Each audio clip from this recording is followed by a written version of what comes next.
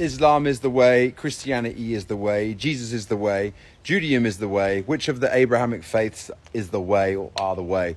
Now, the thing is, when I started this channel, I wasn't intending on taking part in Ramadan. It was never my intention to do my Shahada, right? My intention with all of this was to say that, look, because there's a lot of disunity or disharmony between the great faiths, for example, between Judaism, between Judaism, between Christianity and between Islam. Me attending a Christian church for a long time and actually having Bible studies and going to different meetings with guys that have been 30, 40 years in the church and regularly meeting with them 3-4 times a week for the last maybe 5 years doing that, I've really got a good insight into how the Christian man thinks. And there's a lot of truth to it. There's a lot of good stuff, but I also see that there are some negatives and some downsides too. Now, me doing all of what I've been doing recently is not about like saying that exclusively one religion is right and one religion is true. I say that there's so much that we can learn from Islam in terms of that could be applied into Christianity, and it would be absolutely for the Christian's betterment, right? The thing is that I don't see any disagreement with what Jesus said when he says fast and pray. That's really what Ramadan is, right? It's a time of fiercely removing your vices and growing closer to God, growing in God consciousness. Now, here's the thing. If Islam was only exclusively right, how would I have had God revelations, God realizations, right? How would I have...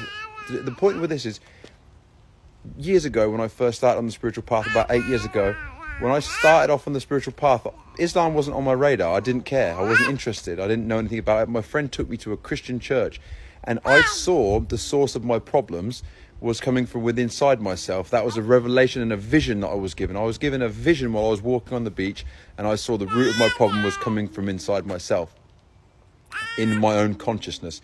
That was given to me by God. I started to grow closer and closer, and I saw so many changes in my life, so many deep changes that I don't see in many of my friends that have been lifelong Christians, right? So this is the problem that I have with Christianity today. But I'm not saying that it's exclusively the truth can be found in Islam. Yes, Islam has definitely got truth to it, and there's so much truth there. But you can also find truth in Christianity. The problem I have is, because I found God before I found Islam, right? The problem I have is that the issue is this hyper grace movement where nothing you do matters. It doesn't matter what you do. Everything's all good. Christianity, Jesus saved you, all this. And I see all my friends that have not had any change whatsoever.